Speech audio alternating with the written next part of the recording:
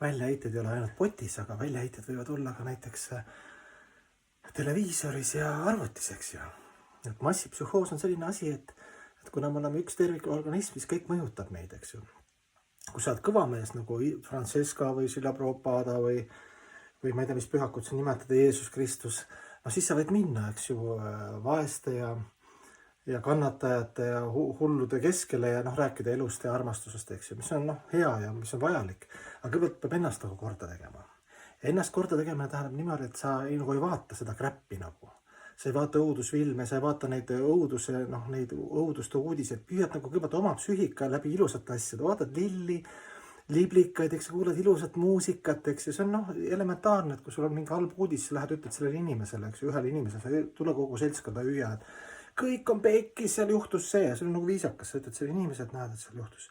Sa ei lähe kogu maailma seda ütlema, eks ju, see on nagu etikett.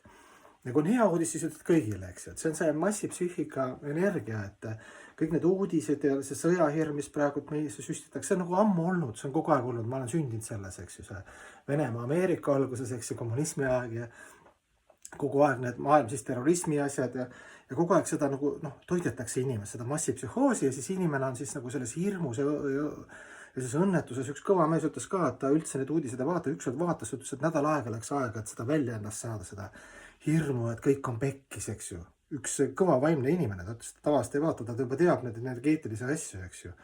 Et kõigepealt tuleb nagu ennast nagu korda teha ja ümber, kui sa oled juba kõvamees, siis hakkad nagu teiste eest palvetama ja lähed, mis iganes seal on, seda on ka vaja teha, see on ka positiivne, aga kõigepealt on vaja alustada nagu oma psüühilisest energiast, oma sellest sisemaailmast, eks ju.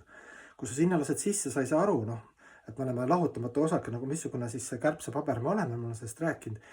Ja sa võtad need uudised ja loed kogu aeg ja kõik need filmid, igal pool on, ei ole vetsu minna, et väljaheited leida. Nüüd on nagu internetis see kõik üleval. Kui sa tahad nagu olla hirmu all, sellises loodussõja selle, siis vaata neid uudised ja seda õudselt hästi teevad kõik. See ongi hea, ma ei tea, kas see nagu tehtud nagu teadlikult, et hoidagi inimesed sellised hirmu ja kui on vaja, siis umbes nüüd on vaja ohverdada, nüüd on kahuriliha vaja ja noored kõik kahurilihaks selle ja ütleme, et siit on juba nagu nii meil nagu see heas, mitte heas mõttes, nagu ütleme halvas mõttes just, et läbi interneti need filmid ja kõik need action filmid ja kõik, kuidas see surma ja kuidas kõik on sellises värvides.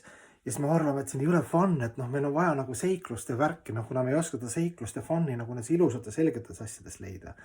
Aga see on ju reaalsus, tuleb reaalsusele silma vaadata, aga me ei ole nii kõval tasemel, eks ju.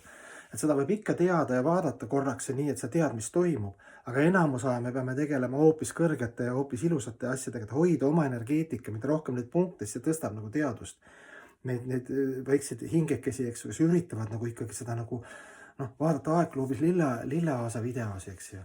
Kui sa vaatad seda pommivideot, seal on seda kogu aeg maailmas, vägistamine, tapmine, narkotsid, eks ju, pluss need filmid, õudusfilmid, pluss see muusika, eks ju, teadust madaldav muusika, eks ju, pluss see teater, see kunst, kõik on selline teadust madaldav.